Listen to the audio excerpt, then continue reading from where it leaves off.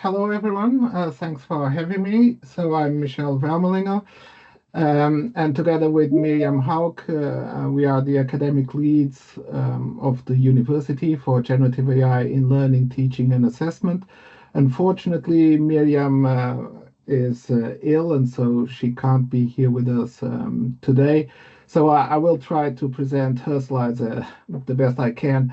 Um, but hopefully we will have enough time for some questions and discussion.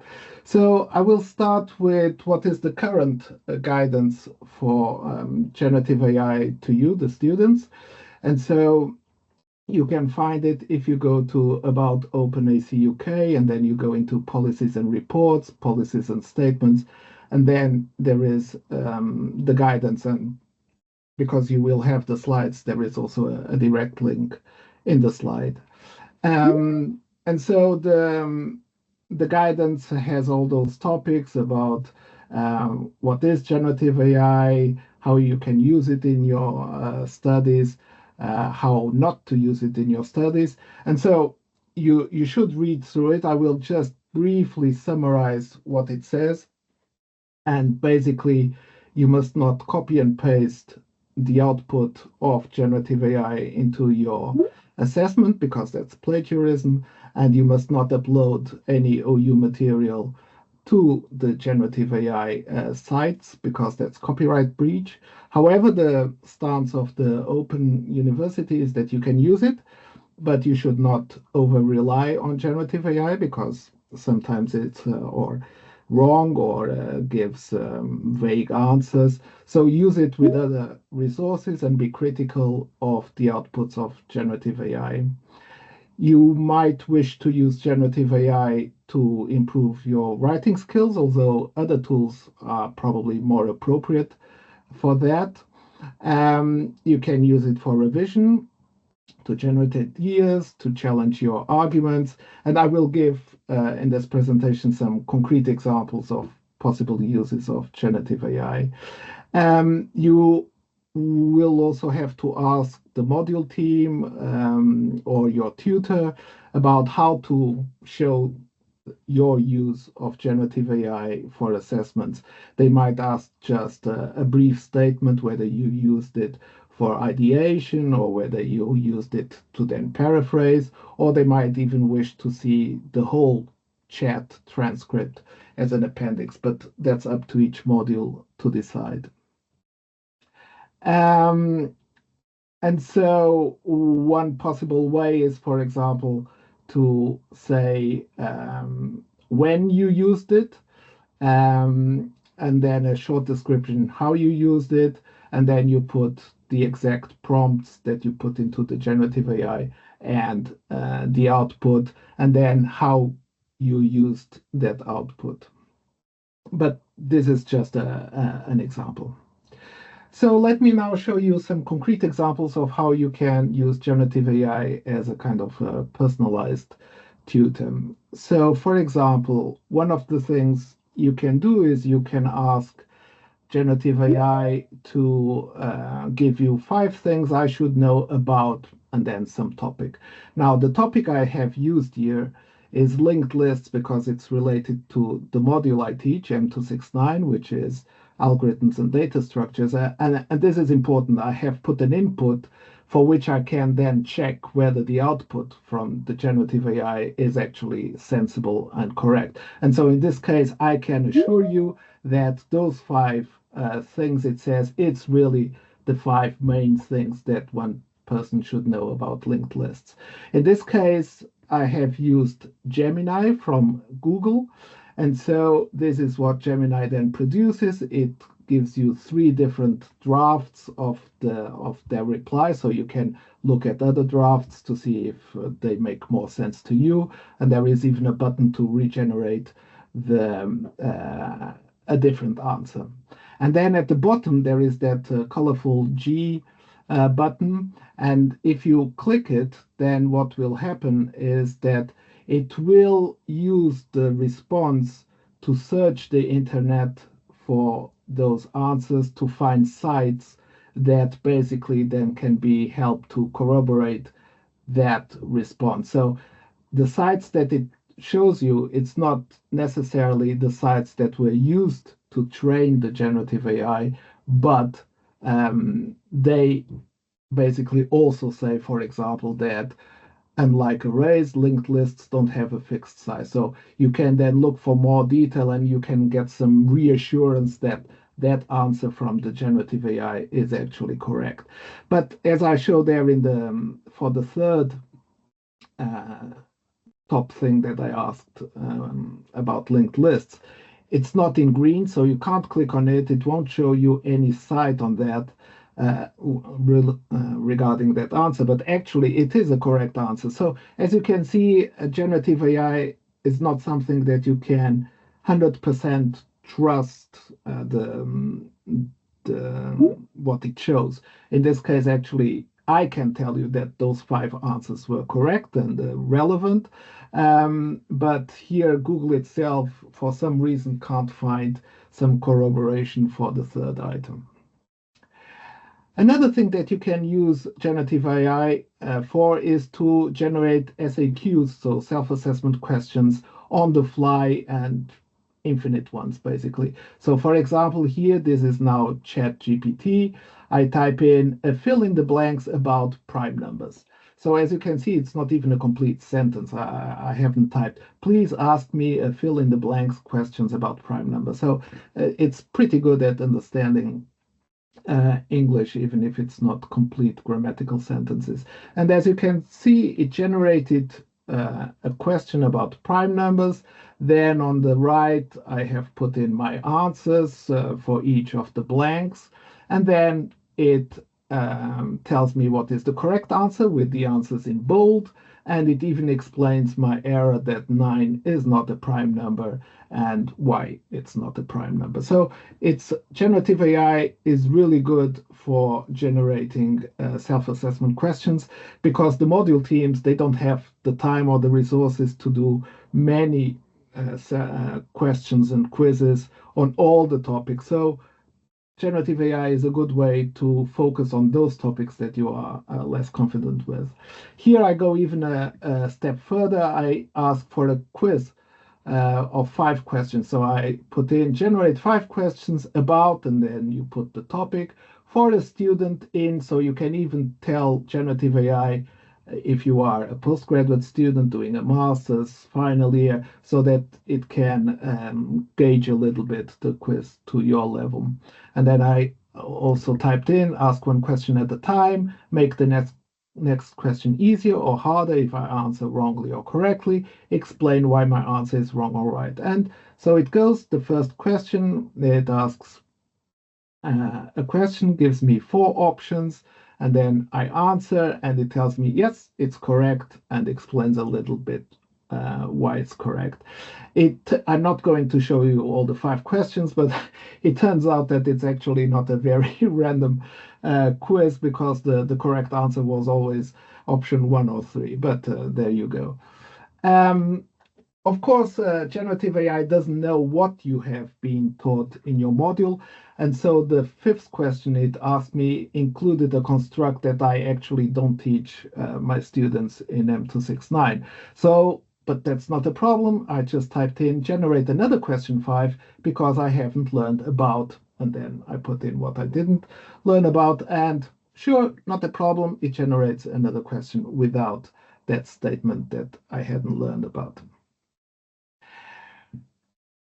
Then you can also use generative AI to get feedback on your work. So for example, I typed in, I wrote the following about prime numbers, critique with respect to spelling, grammar, tone, accuracy, completeness, and then my short bit about prime numbers is prime numbers can be divided by 1 in themselves. 4 is not prime, but 2 is, not sure about 1. So very kind of sloppy statements, and it gives me a critique. It tells me that I should say that they can only be divided by 1 in themselves.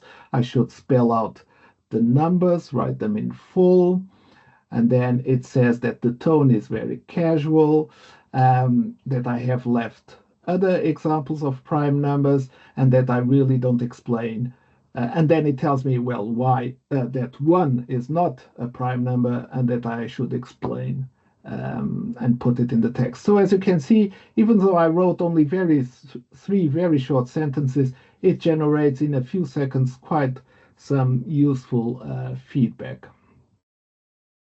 Finally, this was all with typing, but of course you can attach speech to text and a text to speech interface, and then you get something like this. I'm not going to show you the video, but there's the link there for you to see. This is basically the founder of Khan Academy, and he's telling ChatGPT, my son is next to me. Please help my son answer that question about what is the sign of the angle. Don't tell him the answer, just go step by step. And indeed, ChatGPT then talks to Kant's son through the problem. So it asks, what is the adjacent side? What is the hypotenuse? And so step by step, it leads his son towards a solution. The other thing you can use generative AI is as a co-creator. So these are Miriam's slides. So apologies if I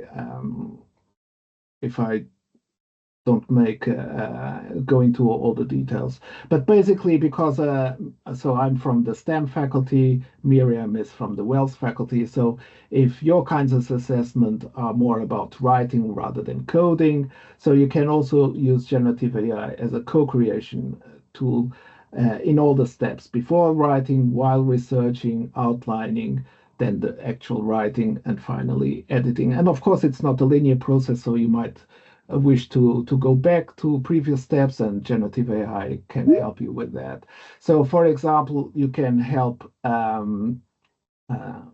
you can use generative AI to help formulate the initial stages of thinking about the topic that you have to write for. So here in this case, Miriam is using as example imperialism, and so you can ask it about how it might have impacted, what were the motivations about particular issues that you want to explore.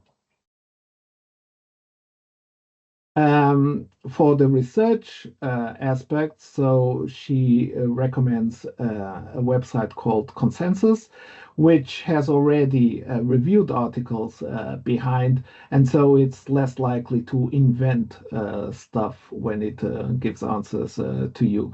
And also another recommendation is, of course, since there are different generative AI tools, to use several of them and not just one. So I've shown you Gemini, I've shown you ChatGPT, but of course there's also Microsoft Copilot, which you can access from your Edge browser, and here you have Consensus. Then for the actual writing, remember that ChatGPT or whatever generative AI, they don't know exactly what is the context. So you need to tell a generative AI a little bit about the context for what you are revising for or what you are trying to write. But of course, I remind you, without uploading any OU materials. But for example, you have to tell it, like I did, that a certain statement of a programming language was not taught. So so in the interest of time, I'm going now to the next.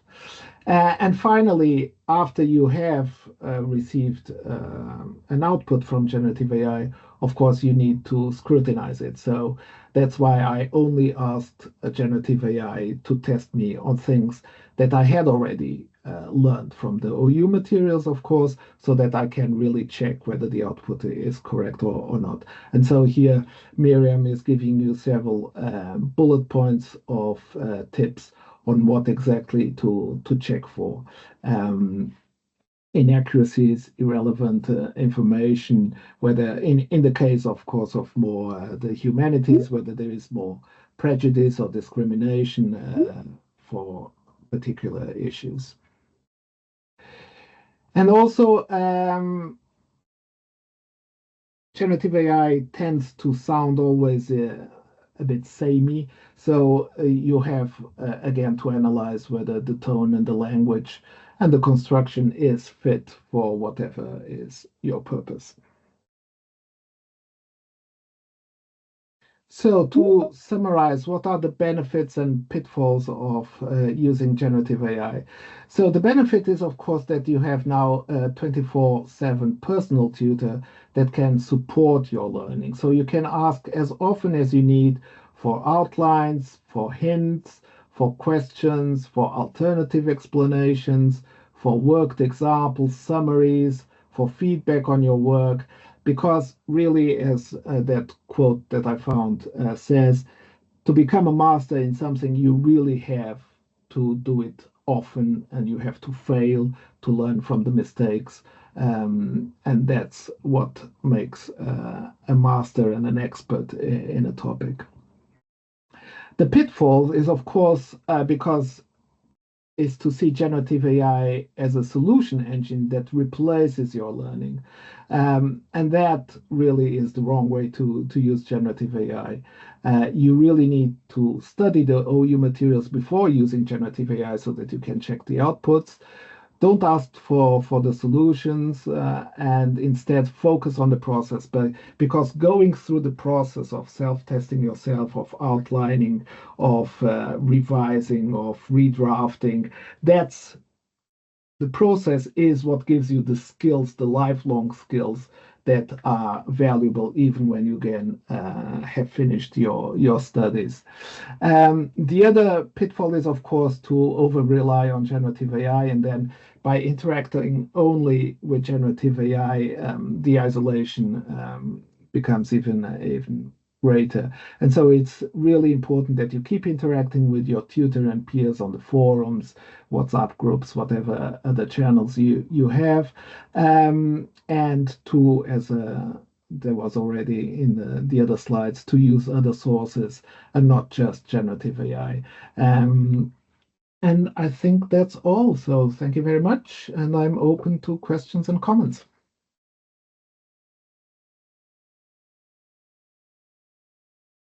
Thank you so much, Michelle. Can I request delegates to post any comments in the chat, please? And Michelle, some questions have come in already. Okay.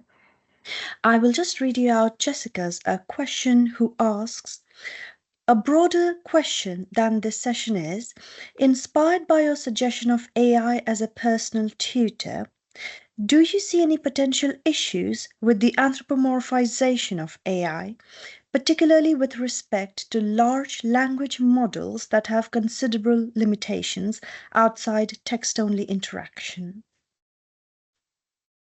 Well, that's what that video that I pointed you to shows is that multimodal models are now coming in. So GPT-4o, and O stands for Omni, can in real time look at the scene that it gets through the phone camera and it can describe it to you. So there is a demo of a blind person using it to navigate their space. Whether that's the best use or not, I can't comment on it. But so the text only bit is going to quickly, 6 months, 1 year, is going to go away and it will be multimodal.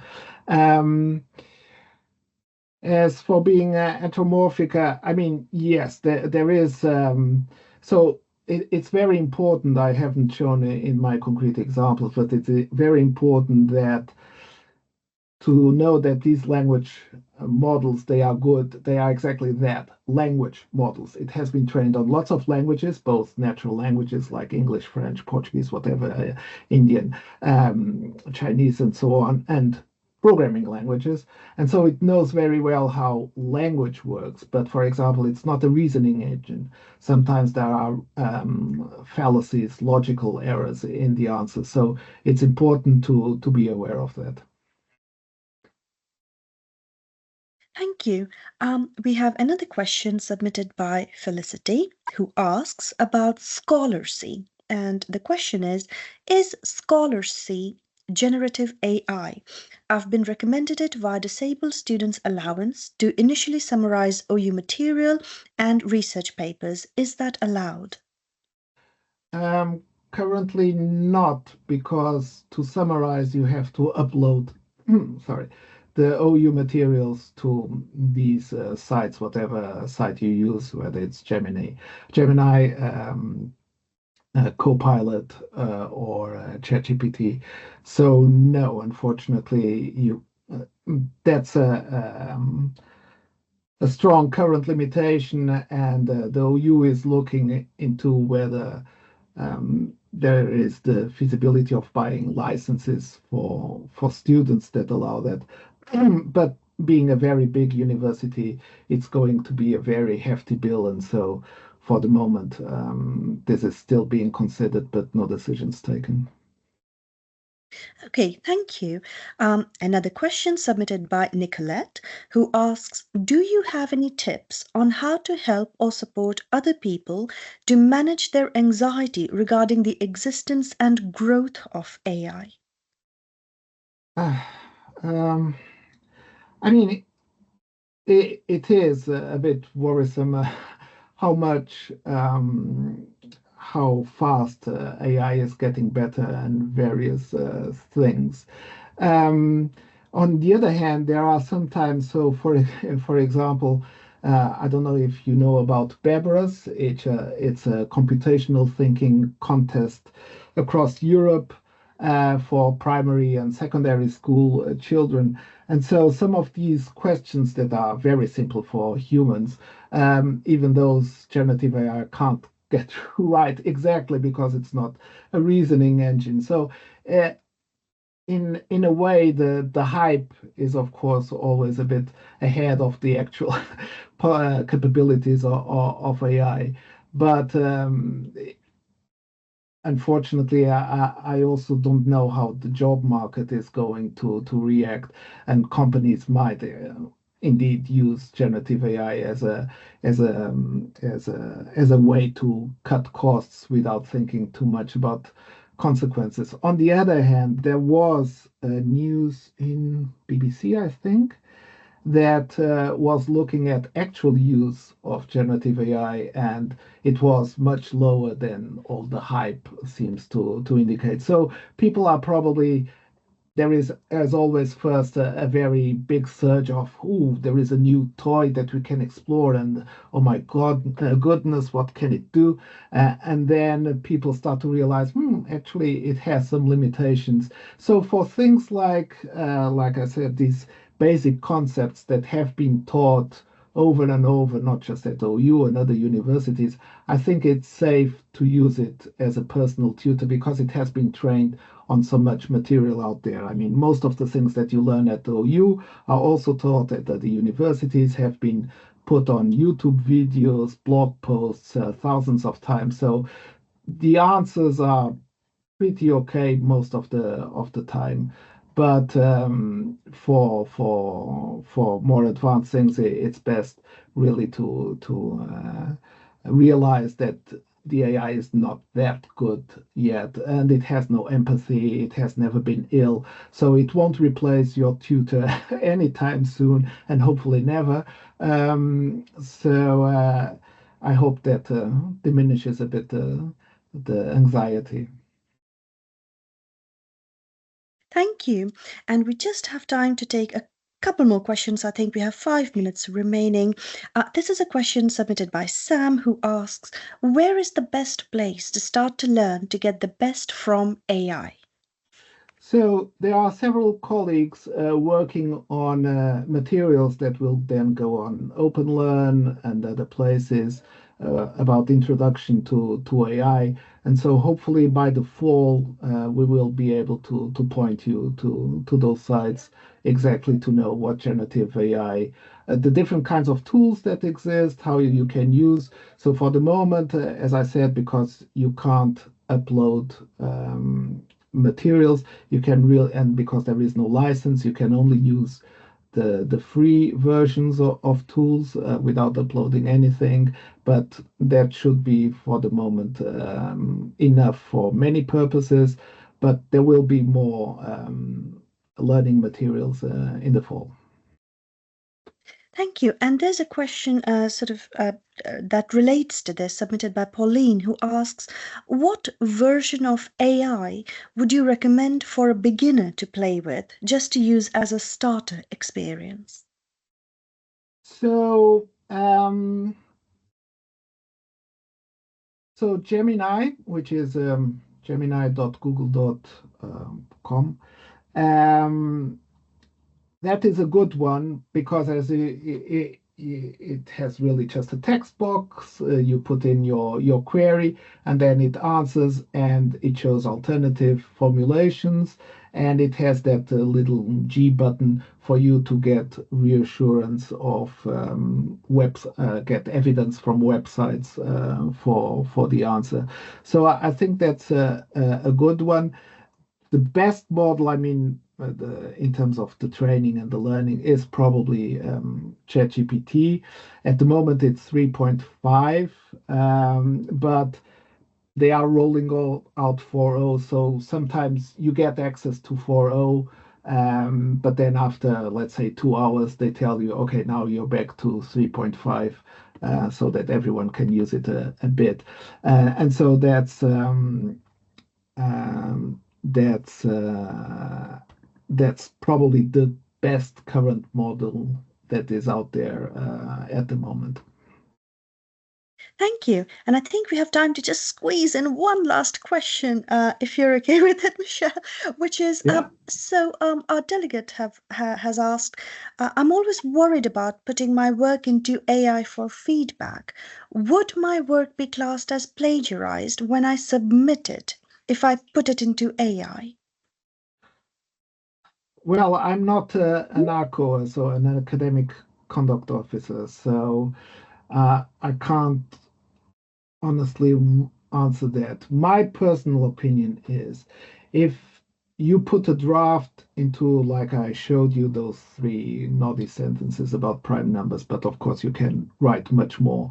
If you put that into generative AI, which was written by you, and you get feedback, and the feedback just says, well, you should give more examples about this, and then you should change the tone, and you should and then you do it by yourself, I really don't see any ethical problem with that because it's basically like asking an opinion, and you have to decide whether you take that opinion or not, and then you have to do the work on your draft. So I think for me that's an absolutely fine use of AI. Of course, if the AI produces, I think you should write it like this, and then puts a paragraph of text, and you copy and paste it into your answer, then of course that's a clear-cut plagiarism, and that's a no-no. Thank you so much, Michelle, and thank you so much for taking this time on a Saturday to attend our No conference. problem. It has been a pleasure having you. Very good. Very interesting questions. Thanks for the questions, and all the best with your studies.